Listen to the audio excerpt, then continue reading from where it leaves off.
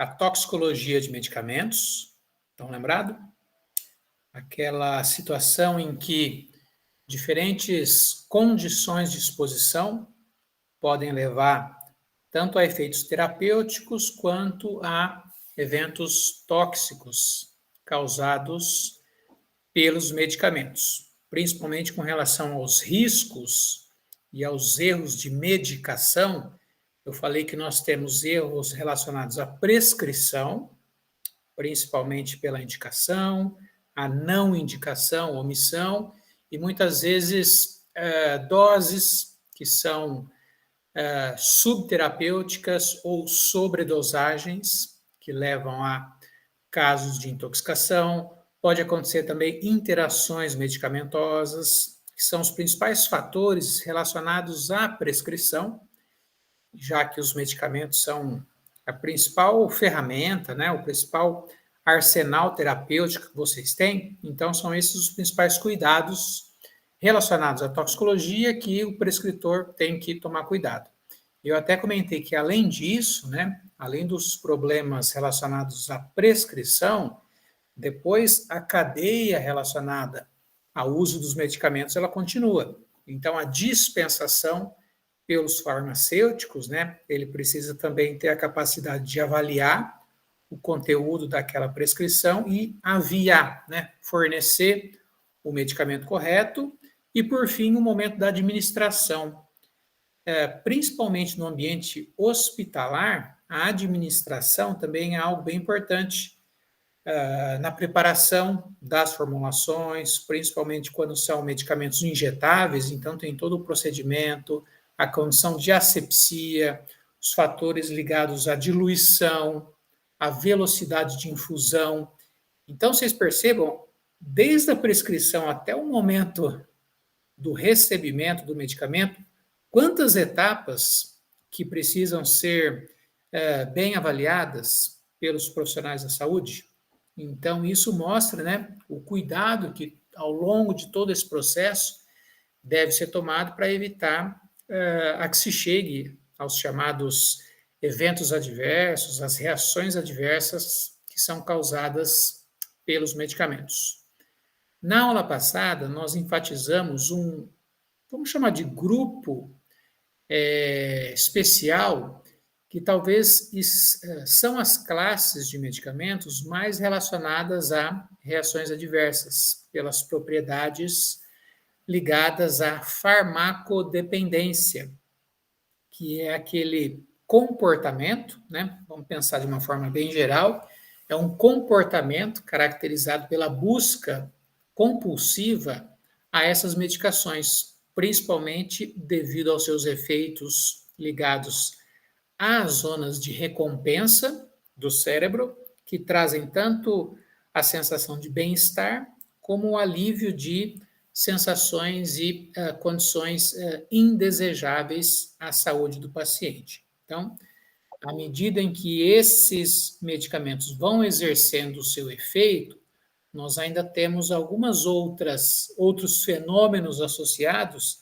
principalmente a chamada tolerância, que é a necessidade de doses cada vez maiores para a obtenção do mesmo efeito, só que isso também vai aumentar o risco de intoxicação, porque se eu vou aumentando a dose, para eu obter o efeito terapêutico, eu também vou aumentar os níveis plasmáticos potencialmente tóxicos, levando a situações de sobredosagem.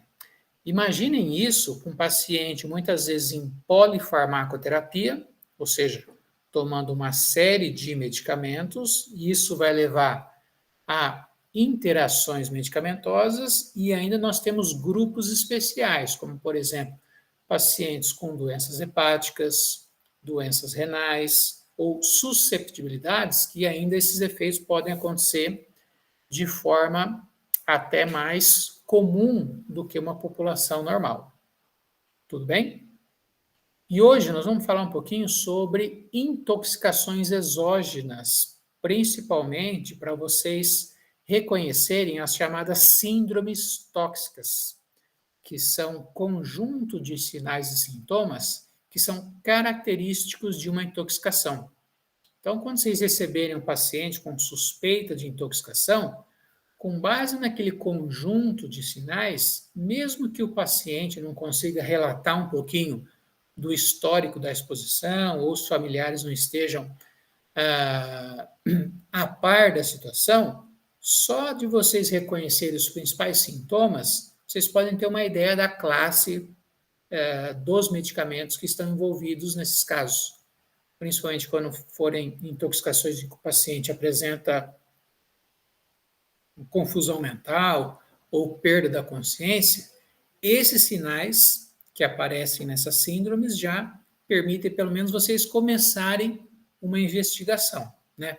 O tipo de exame, quais análises, eventualmente chegar de uma forma mais precisa sobre qual foi as substâncias, né? Pode ser inclusive substâncias que não são fármacos, mas no caso de medicamentos, né? Se o paciente teve algum quadro de sobredosagem que levou a esses quadros, né? Muitas vezes até em condição de urgência, emergência, né? Mas que a gente está abordando aqui também. Certo? Vamos lá então? Deixa eu projetar aqui para vocês, para a gente então começar a falar um pouquinho sobre as chamadas intoxicações exógenas e principalmente sabermos reconhecer quais são essas principais chamadas síndromes tóxicas que normalmente estão associadas a um grupo ou uma classe de medicamentos. Aqui eu tenho alguns tópicos que são os principais que são trabalhados nesse tema.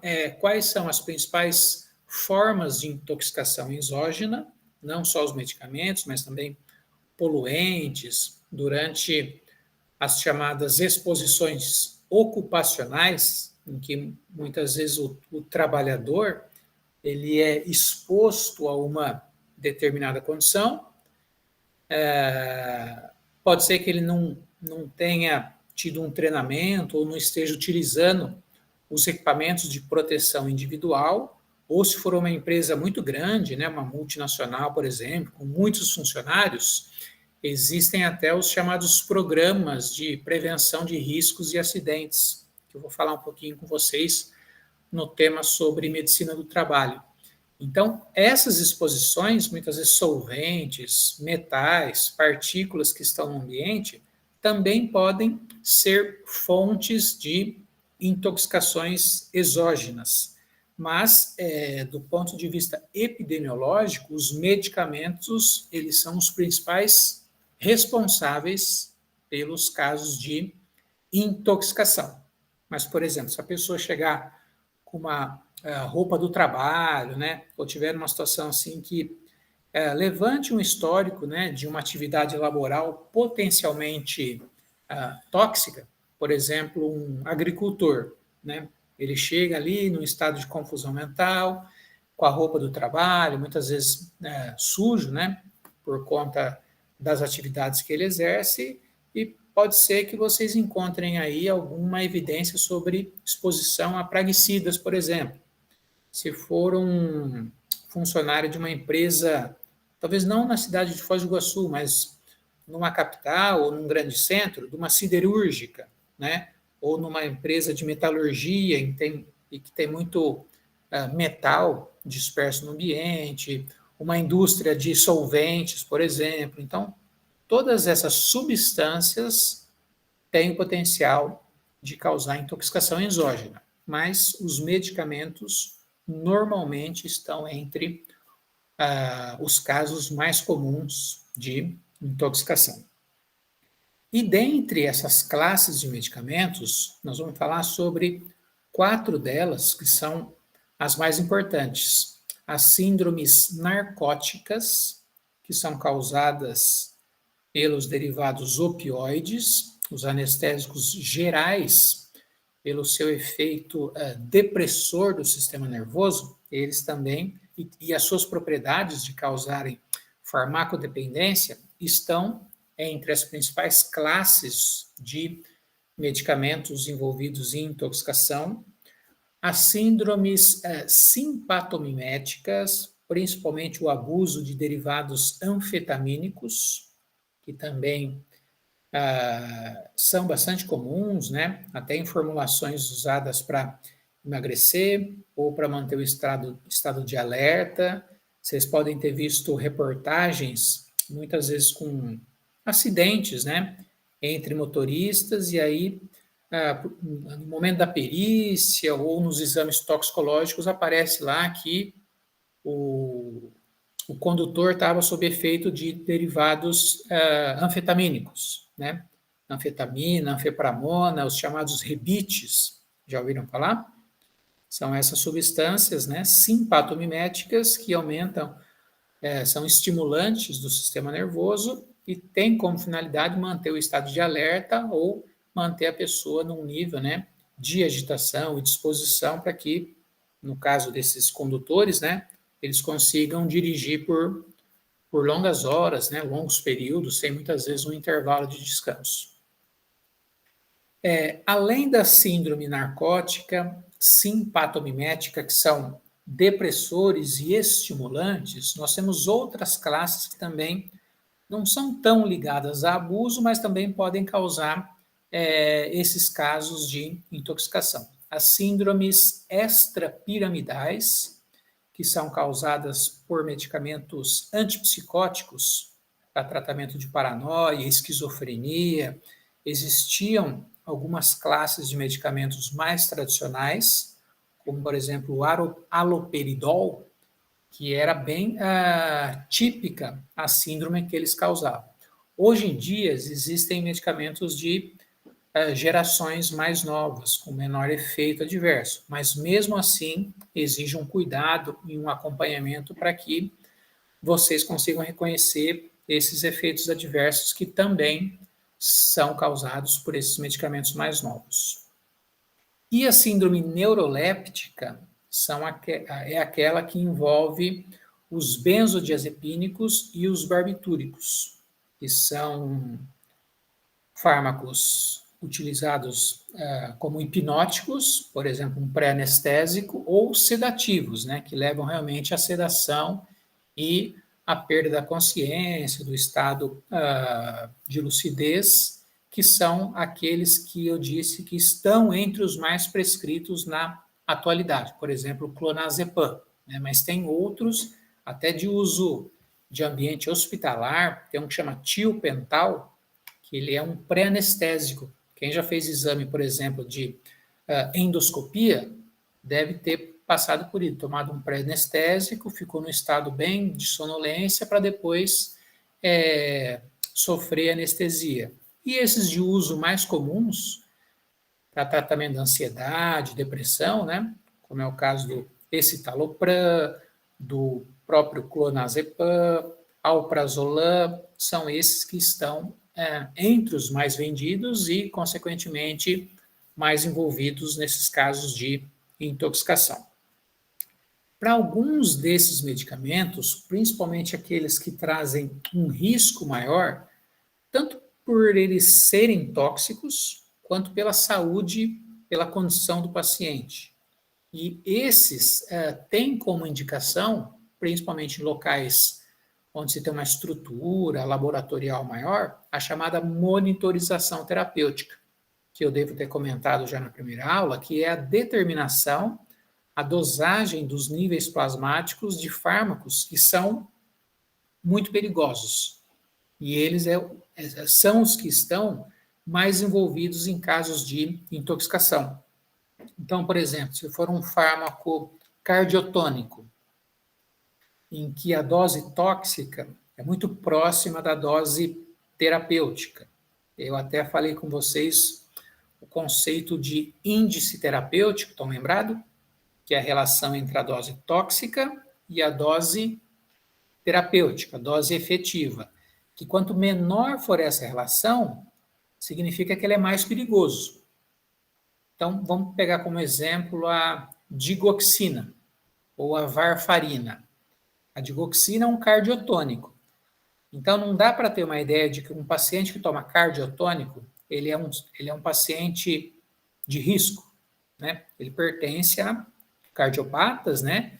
E além desse grupo de risco, ele ainda está tomando um medicamento que é perigoso. Então, são dois fatores que contribuem, né? Que vão levar a uma preocupação do efeito adverso causado por esses medicamentos. A varfarina, ela é um anticoagulante, também tem um baixo IT. O paciente que toma varfarina, ele está com algum problema relacionado à coagulação, ou ele já teve um histórico de infarto, por exemplo, algum tipo de comprometimento da circulação. Então, é um grupo de risco. Além disso, está fazendo uso de um medicamento potencialmente tóxico.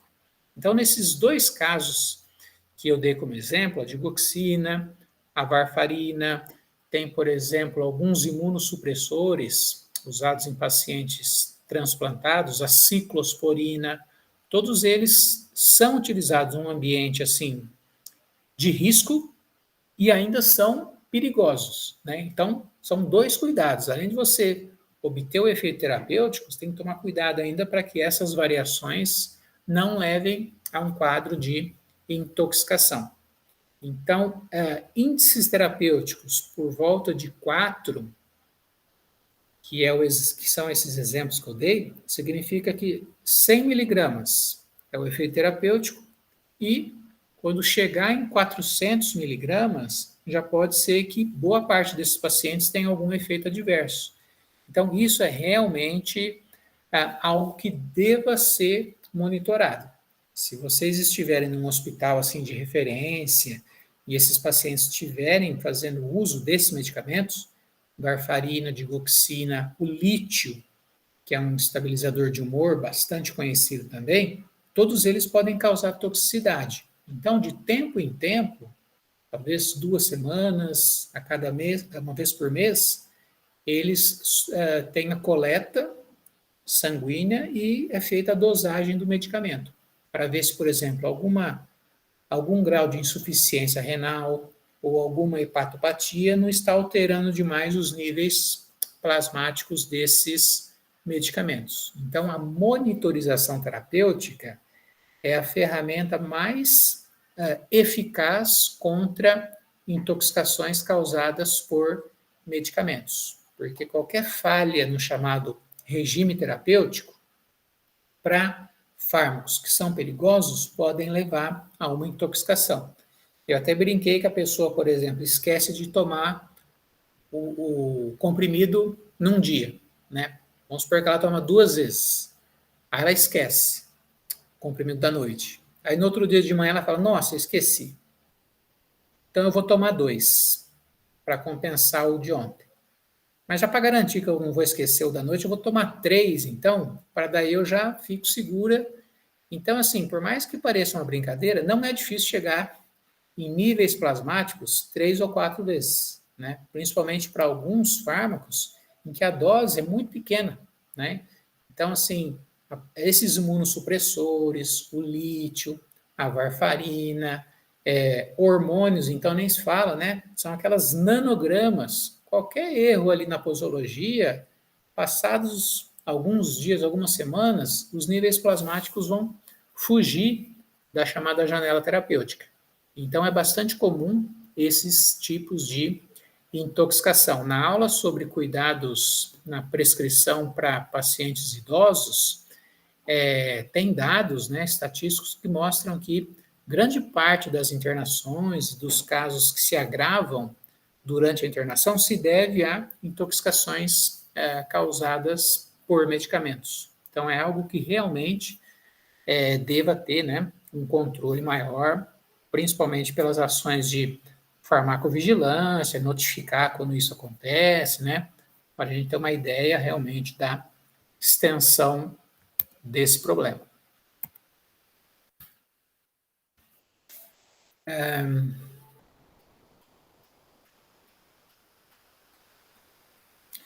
Anticoncepcional, além do fato, estão perguntando aqui, né? Deixa eu ver quem foi. Lorenzo está perguntando dos anticoncepcionais. O anticoncepcional, além das doses serem muito pequenas, né? E você, por exemplo, se você ficar sem tomar, né? Ou pular alguns dias, não seguir aquele regime, já pode trazer algum risco. Existem casos que não há problema em compensar, né? Do tipo, eu esqueci, agora vou tomar 2. Até existe uma recomendação para alguns medicamentos, né? Se o médico lembrar de falar, não tem problema. Do tipo, olha, se você esqueceu o remédio da pressão, vamos supor que você toma de manhã. Se você esquecer ele e lembrar antes do meio-dia, você toma. Se passou muito, já está quase chegando na outra dose, é melhor não tomar. Melhor esperar, depois continuar o regime posológico normalmente. Então, pode ser que, dependendo do tipo do fármaco, você pode tomar, né? Ou tomar 2, caso você tenha esquecido. Ou se, por exemplo, você esqueceu e lembrou no intervalo curto, toma. Se já está muito próximo da outra dose, melhor não tomar. No caso de anticoncepcional, eu acho que não vai, para todos os casos, pelo menos, né, ou de forma geral, não vai exigir assim essa compensação, porque como são níveis bem pequenos, né, então a tendência, por exemplo, uma pessoa que toma isso de forma regular, então vai ter uma queda, né, nos níveis, mas isso vai ser compensado depois se ela continuar o tratamento. Para alguns casos, isso é muito perigoso, né? Então, por exemplo, no caso da varfarina, do lítio, da digoxina, eu não acredito que tenha alguma indicação do tipo, esqueceu, vamos dar uma compensação de dose. Até porque, por exemplo, um anticoagulante ele tem um efeito mais profilático, né? Evitar algum evento tromboembólico. Então, não aconteceu nada. O medicamento está só lá meio tendo uma função profilática. Então, para alguns casos isso pode ser feito, né? Dar uma dose lá duplicada, ou simplesmente pula e segue o regime normalmente, tá? Então, pode variar ainda de medicamento para medicamento, tá bom? Nós falamos que os efeitos terapêuticos e tóxicos causados, né, exercidos pelos fármacos, eles dependem da chamada condição de exposição. Lembra que eu falei do Paracelso, que é o pai da toxicologia? Ele falou que o que determina o efeito, o que diferencia um medicamento de um veneno é a dose. Só que depois disso, nós fomos até ampliando esse conceito para falar que não é só a dose que determina a intoxicação. Existem outros fatores que contribuem para os efeitos adversos. Além da dose, interações medicamentosas, a própria condição do paciente, né, se ele pode ser mais suscetível a um tipo de efeito adverso. Não só a dose, mas, por exemplo, o tempo de tratamento. A pessoa pode permanecer sob tratamento um tempo maior do que ela precisaria, e isso trazer efeito adverso. Então, as chamadas condições de exposição é um termo mais preciso para falar dos efeitos adversos, né? Para diferenciar efeitos terapêuticos de adversos do que simplesmente a dose. Vocês têm um esqueminha aí do efeito de, vamos pôr um toxicante, né? Mas pode ser um fármaco sobre um alvo molecular, e dependendo da presença dos níveis daquele toxicante no alvo molecular, você vai ter os efeitos terapêuticos, só que se isso variar demais em relação aos níveis plasmáticos, você também tem a manifestação de reações adversas. Então, eu sempre chamo atenção para essas chamadas condições de exposição, que é o que vai determinar os efeitos terapêuticos e efeitos adversos dos medicamentos em forma geral.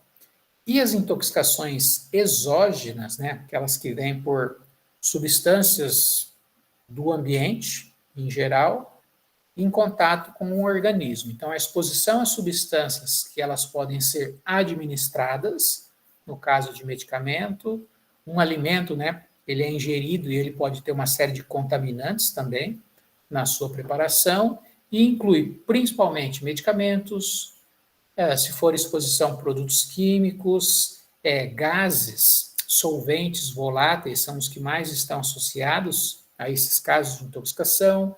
Muitas vezes produtos de limpeza, domes sanitários também, principalmente em crianças, né, aqueles acidentes domésticos também estão envolvidos nesses casos. Mas os medicamentos, como eu falei, são a classe de substâncias químicas que mais causam intoxicações. E isso varia. Dependendo da idade, alguns medicamentos causam mais intoxicação em crianças, por exemplo. Eu trouxe um gráfico mostrando para vocês que medicamentos utilizados para tratamento de doenças respiratórias afetam mais as crianças, ao passo que medicamentos neurolépticos afetam mais jovens e adultos, por conta de doenças que se manifestam preferencialmente de acordo com a faixa etária. Então, para cada uma dessas situações, nós temos algumas substâncias e sintomas mais característicos ligados a cada uma delas. Tudo bem? Eu devo ter comentado com vocês quais profissões também são as que mais estão envolvidas em casos de intoxicação. E eu dei o exemplo de profissionais da área de estética, principalmente clínicas, salão de beleza, em que aqueles produtos, né, para tintura, alisamento, descolorir, eles incluem uma série de solventes e metais, né? Então, aquilo lá no ambiente fechado, muitas vezes, sem a circulação adequada, muitas vezes o secador vai aquecer aquela substância e você vai ainda fazer com que elas se tornem mais voláteis. Então, dentre os trabalhadores, esse pessoal que trabalha na área de estética e beleza, também são os que mais apresentam reações adversas por intoxicações exógenas, né? Não são medicamentos, mas são substâncias químicas presentes no ambiente.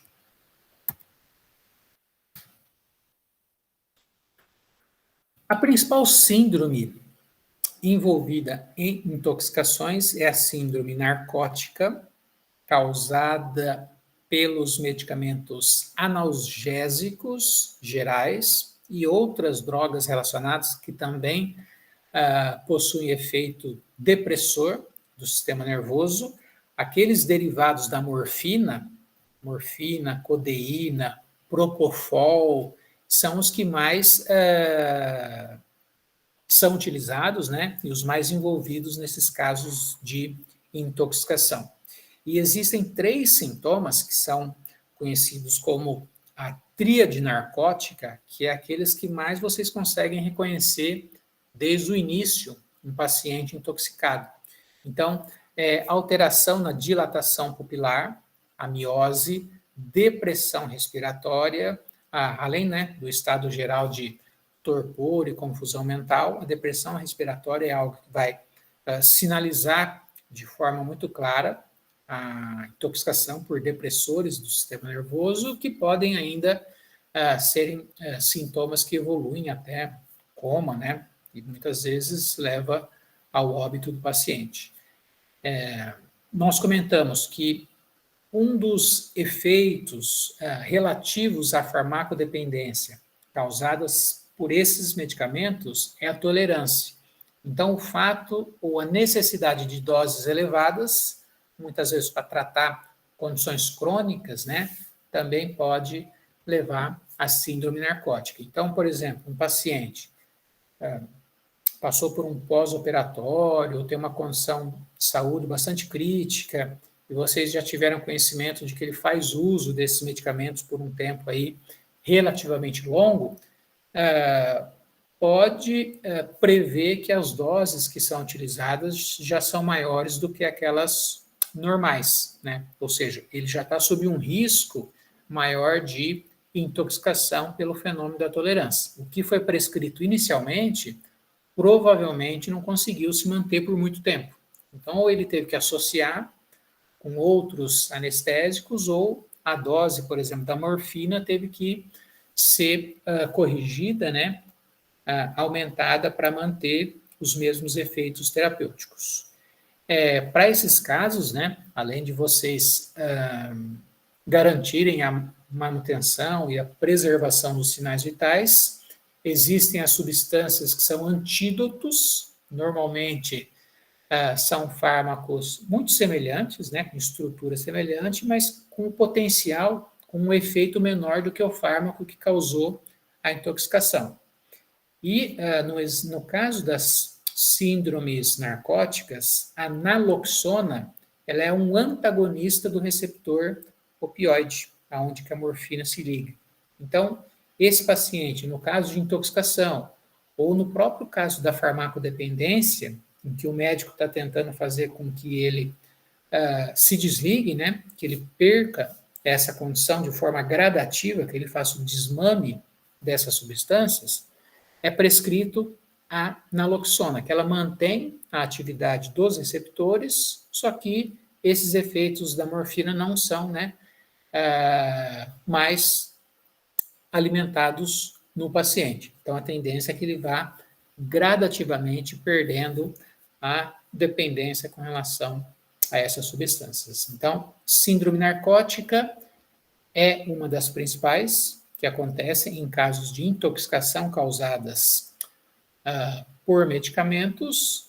O mais importante é observar a tríade narcótica e aspectos relacionados à tolerância. Se o paciente já estava realmente usando doses muito elevadas que fez com que os efeitos adversos aparecessem. Ou, eventualmente, alguma associação que potencializou o efeito depressor. Por exemplo, faz uso crônico da morfina, mas também teve uma condição ali, perdeu a qualidade de vida, alterou o humor e ele ainda faz uso de outros depressores, por exemplo, um benzodiazepínico, né? Está tomando um medicamento para dormir junto com a morfina. Então, isso ainda potencializa o efeito depressor, né? Talvez mesmo com doses terapêuticas da morfina, alguma associação ainda levou a essa condição. Então, dá para vocês fazerem uma investigação ali sobre as possíveis razões para que esse paciente esteja intoxicado. Tudo bem?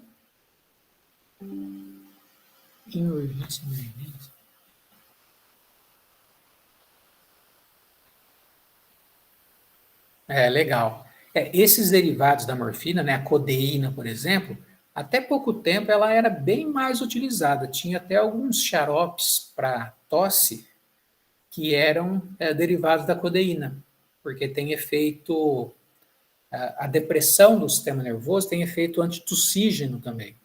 Mas aí, por conta desses casos de dependência e também problemas ligados ao uso racional de medicamentos, essas substâncias foram proibidas de medicamento de venda livre ou com receita simples, né? Então, tentou ainda se restringir um pouco mais, né? E percebam aí, né? Você tomar, por exemplo, a codeína, pode ser que tenha ainda outras medicações, né? E isso realmente acaba levando justamente a esses sintomas, né? Miose, depressão respiratória, alteração da frequência cardíaca, né? O próprio quadro de confusão mental, sonolência, fala muitas vezes arrastada, tudo isso vai meio que confirmando, né? Mesmo que vocês não saibam a origem da intoxicação, mas dá para pensar aí, olha, provavelmente é alguma substância narcótica, né? Então dá para ir investigando cada vez mais cada um desses casos. A síndrome simpatomimética também é bastante comum, principalmente quando são casos de overdose por drogas de abuso,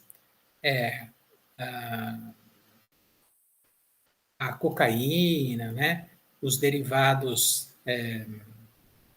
de substâncias psicoativas, né, tem aquela bebida lá que o pessoal mistura um monte de coisa, chamada Boa Noite Cinderela, que também mistura muitas vezes opioide com fármacos simpatomiméticos, né? Então leva aquela agitação, confusão mental. E no caso desses fármacos, como nós temos vários receptores adrenérgicos distribuídos por todo o organismo, não só, por exemplo, os receptores opioides, que têm efeito central, mas no caso da síndrome simpatomimética, por que que o paciente, por exemplo, sob overdose de cocaína, ele tem uma série de sintomas, né?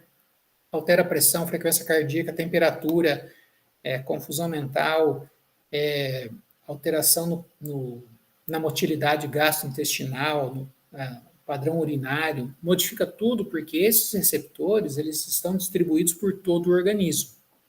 Então dá para pensar até dentro assim da especificidade da ação, quais efeitos são mais pronunciados.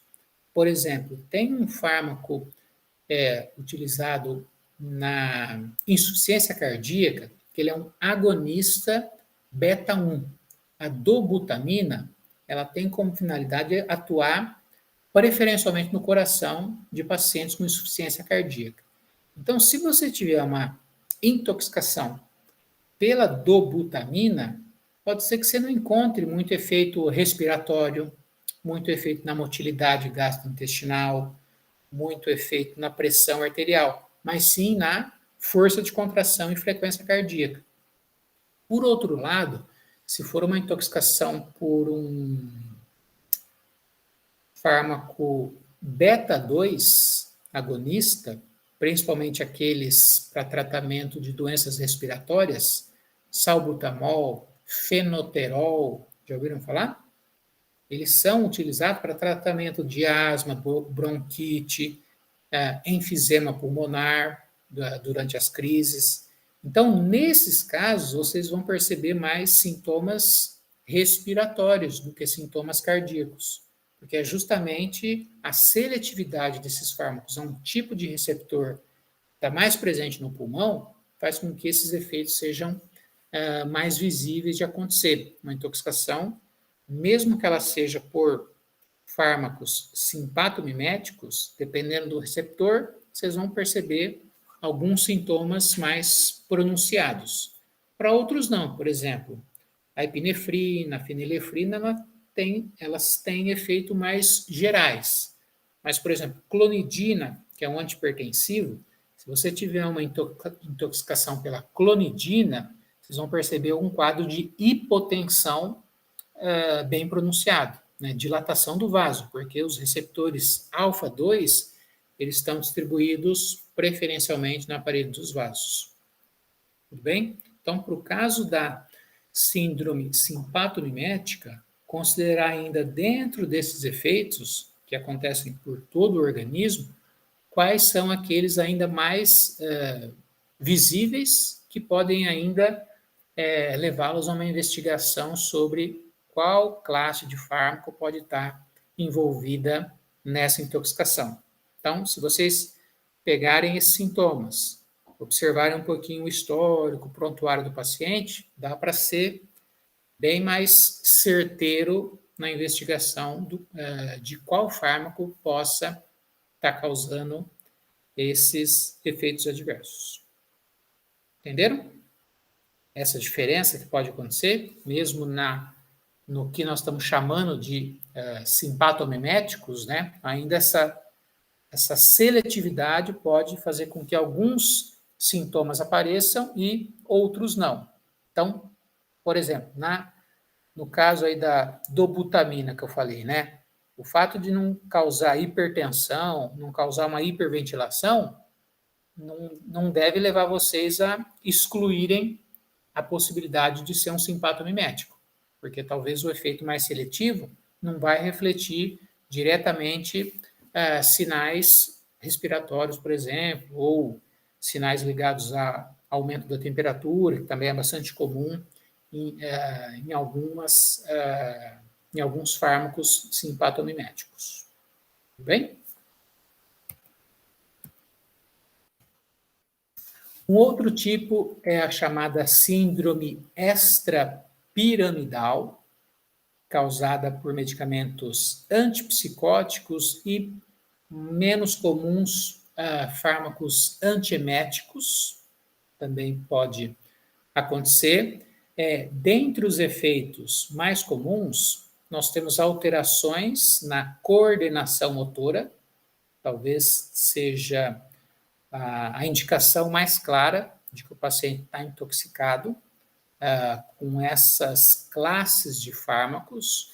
E deu o exemplo de alguns medicamentos bem tradicionais, como, por exemplo, o haloperidol e a metoclopramida, que são prescritos para quadros de esquizofrenia, paranoia, e até esse tipo de efeito ficou bem comum e registrado, né, em filmes e séries que abordaram temas sobre manicômio, hospital psiquiátrico, em que aqueles pacientes eles são retratados assim com uma série de sintomas de incoordenação motora, movimento com os ombros, né? Não sei se vocês já assistiram filmes assim, mas talvez seja uma condição assim bem tão característica desses pacientes, né? Essas incoordenações motores, dificuldade de iniciar o movimento, ou a pessoa não consegue ficar imóvel, né? Tem sempre assim um tique, uma movimentação bem característica com relação à região buconasal ou à região dos ombros, né? Então é algo que, se um dia vocês encontrarem um paciente, né, principalmente que já faz uso crônico, esses sintomas ligados à incoordenação motora talvez sejam os que mais ilustram esses quadros de síndrome extrapiramidal. E tem também uma condição que ficou conhecida como parkinsonismo farmacológico. O Parkinson é um tremor, né, uma rigidez muscular acompanhada de um tremor, né? E esses medicamentos, eles levam a sintomas semelhantes, só que eles não são causados pela doença, né? Não tem a mesma etiologia, mas por conta de também esses fármacos causarem esses episódios de rigidez muscular e tremor, ele ficou conhecido, né, como o chamado parkinsonismo, só que farmacológico, fármacos que têm a capacidade de meio que reproduzir esses efeitos observados na doença de Parkinson.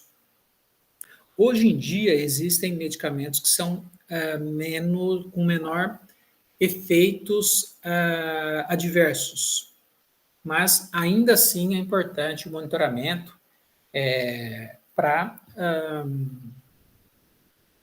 avaliação, né? Se esses efeitos ainda não se manifestam, tem um fármaco chamado fisostignina, que ele meio que substitui, né? É de uma nova geração e tenta substituir a metoclopramida, que também foi muito utilizada e ainda é bastante prescrita, né? Mas esses novos têm justamente esta ideia, né? De você minimizar os efeitos adversos causados por estas substâncias.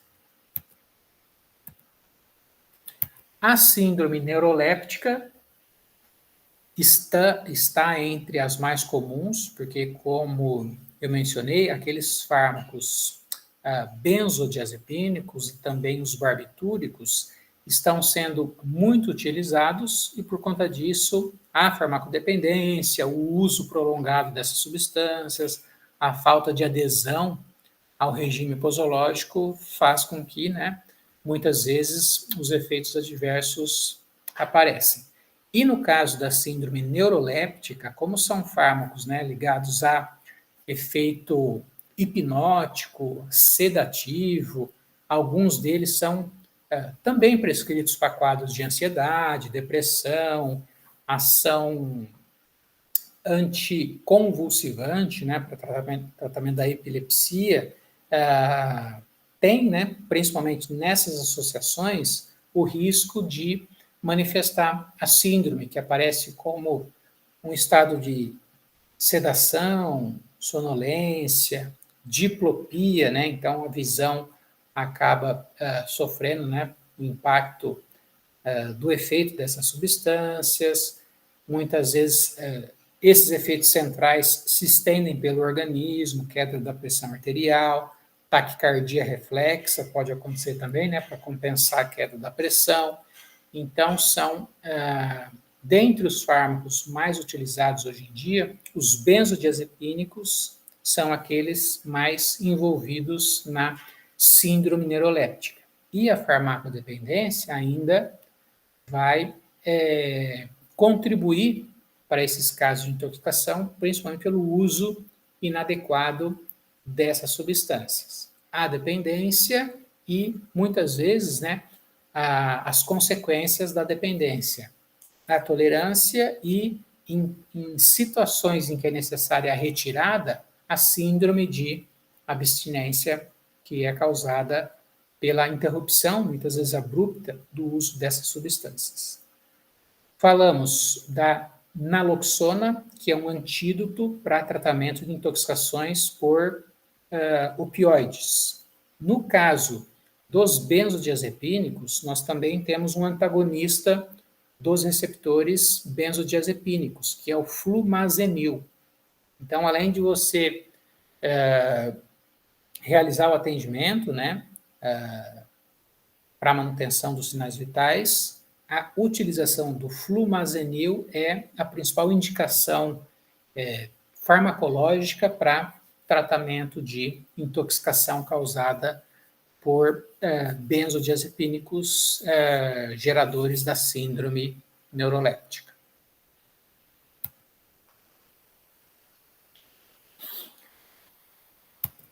Eu comentei um pouquinho com vocês da importância da chamada monitorização, principalmente para aqueles fármacos, né, com a margem terapêutica muito estreita, que qualquer aumento da dose você leva a uma sobredosagem, e a diminuição da dose vai levar a níveis subterapêuticos. Falei da digoxina, que é um aminoglicosídeo cardiotônico, e falei da varfarina, que é um anticoagulante.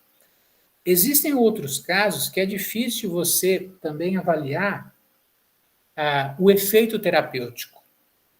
Pensem comigo, como que você avalia o efeito terapêutico de um antihipertensivo ou de um hipoglicemiante? Como vocês avaliam se o medicamento está funcionando para um paciente que tem pressão alta ou diabetes? Acompanhamento dos níveis, né? Pressórica e glicemia. Isso, vocês conseguem pelo próprio exame clínico, né? Aferir a pressão, fazer um teste de glicemia. Então, existem algumas classes de fármacos, que vocês conseguem quantificar a resposta terapêutica, né? Paciente hipertenso, vocês prescrevem um diurético, vê se está sendo suficiente. Se não der, associa outro. Se ainda a hipertensão persistir, coloca um hipertensivo, né? Um vasodilatador. Então, dá para vocês fazerem um manejo terapêutico pela resposta farmacológica que pode ser medida. Em outros casos, não dá para avaliar muito bem, né? Se você quer avaliar um efeito imunossupressor de um paciente transplantado, como que você avalia? Você pode usar os níveis plasmáticos de algumas citocinas, né? Mas ainda não dá para ter uma ideia da resposta terapêutica que aquele paciente tem. Doenças neurológicas também são muito difíceis de serem avaliadas com relação à evolução clínica, né? E para esses casos, também, a monitorização, ela garante que os níveis plasmáticos estão adequados. O que basta para a gente é ver como que a resposta do paciente está em relação a esses níveis, né? Será que tem uma correlação entre os níveis plasmáticos e o quadro do paciente? Se tiver, ok. Se os níveis estiverem de acordo e ele não mostra evolução, aí sim considerar, né, outras estratégias ou outras alternativas terapêuticas. E ainda existem fármacos, como é o caso da fenitoína, utilizada para tratamento da epilepsia, que a farmacocinética não é linear. Ou seja, muitas vezes o paciente toma uma dose e os níveis plasmáticos ou eles aumentam muito, ou eles diminuem demais. E existem mecanismos de redistribuição, fármacos mais lipossolúveis ficam depositados um tempo, saindo da circulação. E depois que eles se saturam, eles podem voltar para a corrente sanguínea e levar a um quadro de intoxicação. Então, por isso que a chamada farmacocinética não linear é aquele tipo de fármaco com um comportamento meio estranho. E não é aquele processo de absorção, aumenta os níveis plasmáticos, distribui, é metabolizado. Não, ele tem algumas oscilações que vão fazer com que tem hora que ele está lá em cima, causando efeito adverso, e tem hora que ele está em doses subterapêuticas que o paciente está perdendo o efeito, muitas vezes, né, benéfico e necessário à sua saúde. Então, para esses casos, também é importante, de tempo em tempo, ir lá dosar a fenitoína, por exemplo, para saber se o paciente não está num período que está subindo muito as doses ou diminuindo demais. Então, são essas as principais condições, né, que além do exame clínico, o profissional ainda pode avaliar o efeito terapêutico e tóxico dos medicamentos. E isso permite, né, vocês ajustarem o regime posológico, porque normalmente existe uma dose que ela é tida como padrão, né, adequada ou já está previsto nos protocolos clínicos. Mas não significa ainda que todos os pacientes eles vão responder a esse mesmo regime posológico. Então, ao longo do tempo, vocês ainda vão ter que fazer alguns ajustes, né? Ou mudar a dose, aumentar ou diminuir, ou modificar o intervalo terapêutico, né? Ao invés de 4 horas, passar para 6 ou para 8, ou reduzir esse intervalo, mudar muitas vezes a via de administração, né? Por exemplo, ao invés de um comprimido ingerido, um comprimido sublingual, para evitar o chamado metabolismo e efeito de primeira passagem, para quem tem problema hepático, por exemplo. Então, para cada uma dessas condições, vocês ainda podem, com base no reconhecimento dos efeitos adversos, pensar em estratégias terapêuticas para evitar com que essas reações, né, indesejadas, elas aconteçam.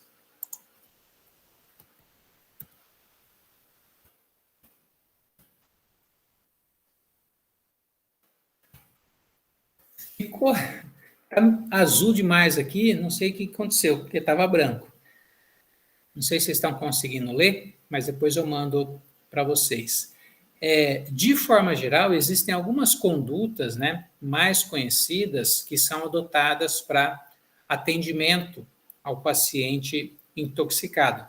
Então, eu trouxe para vocês, provavelmente vocês podem ter visto isso em outros momentos já, em outros módulos, mas como nós estamos falando dessas intoxicações, eu trouxe aqui quais são aquelas mais comumente adotadas, principalmente no caso de pacientes intoxicados que chegam nos serviços de urgência e emergência. A êmese ou emese, ela tem indicação importante, mas com a condição de que esses fármacos, esses medicamentos, não tenham nenhuma propriedade muito irritativa ou corrosiva.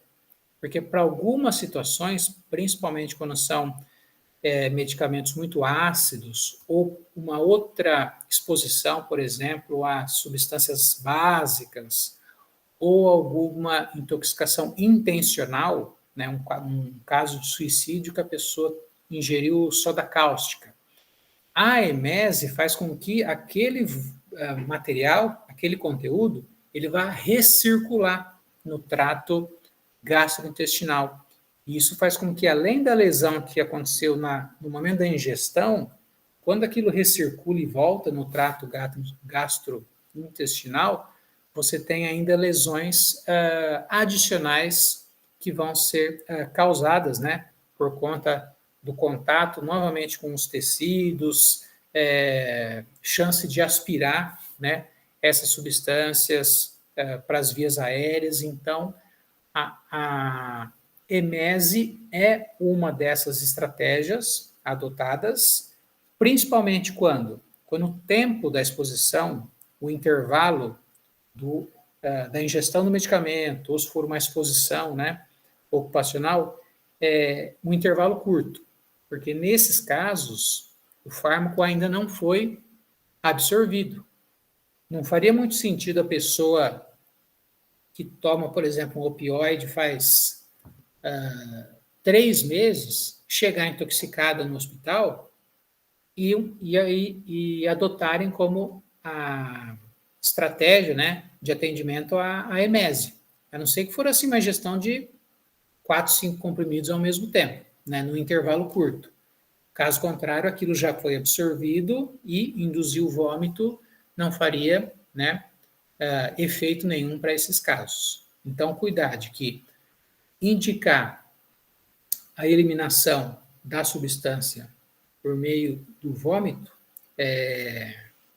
se aplica a substâncias que não têm o potencial corrosivo ou irritante e que o intervalo de tempo da administração ou do contato e o atendimento não foi muito grande, porque senão a pessoa já vai ter absorvido todo aquele conteúdo.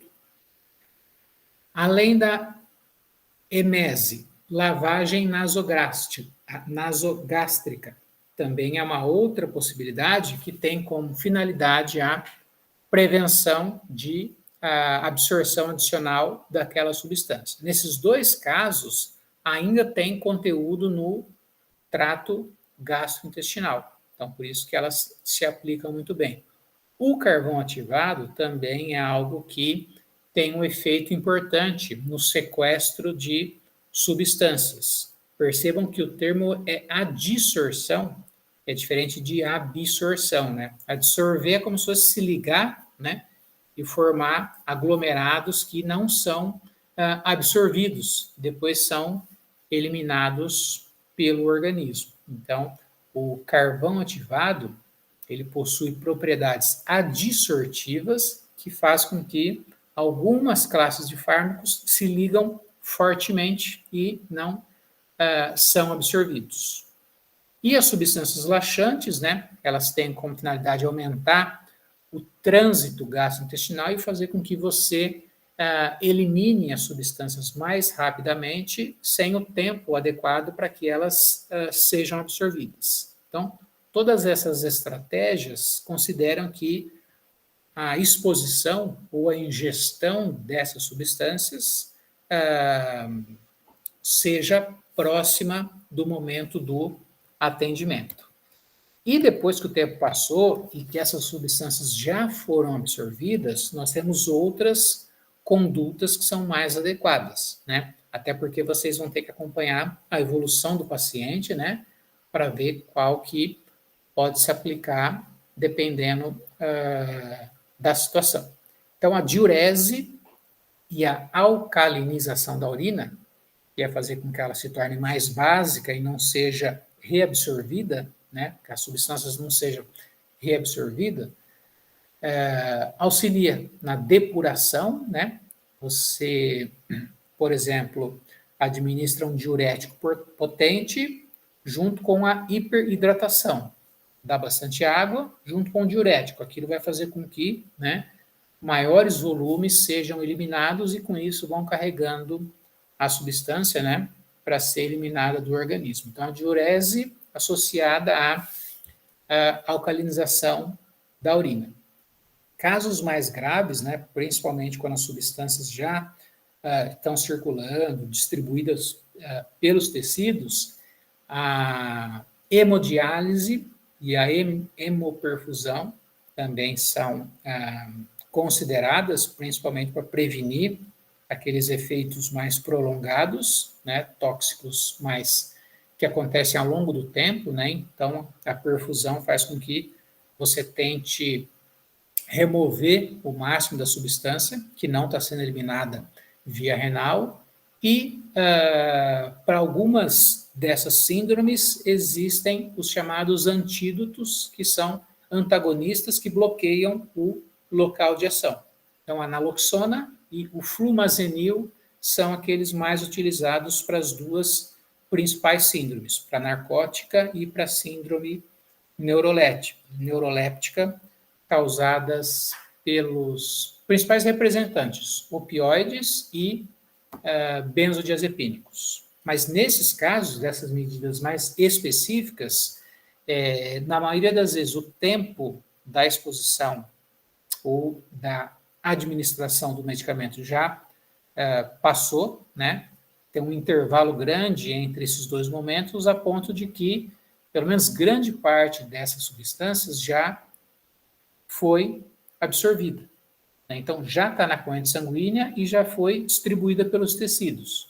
Então, se está na corrente sanguínea, você pode forçar a eliminação via renal ou a hemodiálise, a hemoperfusão, remover aquilo que está circulando ainda pelos tecidos. Além de que, quando você conseguiu precisar a origem da intoxicação, o antídoto ele serve nesses momentos, né, em que você já conseguiu reunir evidências de que, por exemplo, a pessoa faz uso de benzodiazepínico, ou ela está num período pós-operatório fazendo tratamento com um derivado opioide. Então, para esses casos em que a causa ela já foi bem definida, os antídotos eles são desde o início, né, considerados porque eles vão bloquear o efeito. Então, mesmo que a substância não seja completamente eliminada, o paciente ainda continua absorvendo e ele ainda está com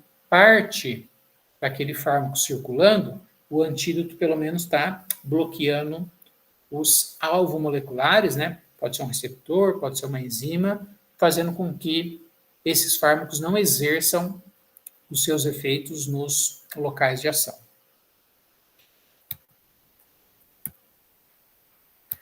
Alguns exames laboratoriais também são meio que paralelamente, né, durante o atendimento solicitados. Existem aqueles que são mais gerais, né? Então, por exemplo, os exames de imagem, eletrocardiograma, eletroencefalograma, radiologia de tórax, né, para ver assim, dependendo da quantidade de medicamento que foi ingerida, né, dá para ver de acordo com as propriedades de opacidade dos fármacos, então dá para ter para realizar alguns pedidos laboratoriais para avaliar tanto funções cardiovasculares e neurológicas mais gerais e outras mais específicas à medida que o tempo vai passando, principalmente a gasometria, para ver como que está a saturação de oxigênio e eventuais distúrbios hidroeletrolíticos. Então, a dosagem de eletrólitos, as provas de função renal, taxa de filtração glomerular, níveis de creatinina, enzimas hepáticas, todos esses marcadores bioquímicos, que assim são chamados, eles dão uma ideia do impacto dessas intoxicações sobre as funções orgânicas. O que está acontecendo na regulação do pH, o que está acontecendo no fígado, nos rins, né? Como que o organismo está conseguindo manusear, né? Fazer o manejo dessas substâncias no organismo.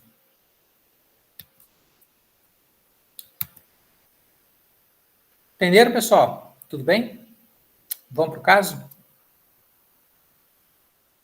Um homem de 57 anos com transtorno bipolar responde a tratamento com carbamazepina, que é um tipo de barbitúrico. Após viagem à Ásia, desenvolveu uma tosse persistente e febre intermitente diagnosticada como tuberculose. E para essa segunda condição, né, ele já tinha o transtorno neurológico que fazia uso com carbamazepina. adquiriu uma segunda patologia que foi tratado com rifampicina, que é um antituberculostático. Com o nascimento, vocês vão ver que a rifampicina ela é um dos medicamentos que mais sofre interação medicamentosa. Então, quando você vai prescrever esse tipo de antimicrobiano, né, antiparasitário, antifúngico, tem que considerar muito outros medicamentos que o paciente está tomando, porque antimicrobiano são os que mais interagem com outras classes de medicamentos. 3 meses depois, ele apresentou um episódio maníaco, ou seja, alguma coisa, se no início do caso lá, a carbamazepina estava sendo suficiente para controlar o transtorno, depois de 3 meses, isso aparentemente não foi mantido, né? O paciente foi hospitalizado, embora garantisse que utilizava a carbamazepina de acordo com a prescrição. Ou seja, foi checado, né, que depois de um tempo, mesmo o paciente aderindo ao tratamento, ou seja, está tomando a carbamazepina de acordo com o regime posológico, mas a inclusão de um novo fármaco pode ter interferido no efeito, na resposta terapêutica da carbamazepina. O psiquiatra decidiu associar o lítio, que é um estabilizante de humor, com o plano de suspender a carbamazepina, porém reforçou o acompanhamento terapêutico sobre o efeito do diurético losartan e o antihipertensivo inibidor da ECA, enalapril. No final aí, o que aconteceu? Como a carbamazepina não estava mais resultando no controle terapêutico, o psiquiatra decidiu mudar. Tirou o barbitúrico e colocou o lítio. Mas meio que se preocupou com o fato do paciente fazer uso do diurético e de um antihipertensivo. Então, provavelmente, o lítio também tem algum tipo de conflito, né? Ou uma incompatibilidade com esses fármacos utilizados no tratamento da hipertensão. E é até uma associação bastante comum. Paciente já com uma certa idade, né, desenvolve um problema psiquiátrico e ele tem um quadro de hipertensão tratado com losartan, que é talvez o diurético mais comum que tem. Tem até uma classe, né, desses. O nome dessa classe é antagonista dos receptores de angiotensina, mas tem losartan, valsartan, candesartan. Quem tem talvez parentes, né, familiares mais idosos, com certeza vai ter alguém que toma esse tipo de diurético. Só que o problema é que ele tem o potencial de interagir com alguns fármacos utilizados para transtornos transtornos emocionais, né? Transtornos psiquiátricos, como é o caso do transtorno bipolar. Tudo bem? Então, carbamazepina e rifampicina. É um par aí de interação. E depois o lítio com diuréticos e antihipertensivos. Certo? Vamos para a pergunta? Lembra que eu falei que eu estou usando esses mesmos casos porque o professor Nascimento provavelmente vai abordar com vocês. Só que eu pego mais na parte assim, meio dos efeitos tóxicos, né? Que surgem em decorrência dessas interações. Nesse caso, é para vocês descreverem os medicamentos e os sinais e sintomas mais comuns envolvidos na síndrome neuroléptica, que eu falei qual classe de fármaco talvez seja das mais utilizadas hoje em dia, e na síndrome extrapiramidal. Então, são duas síndromes diferentes.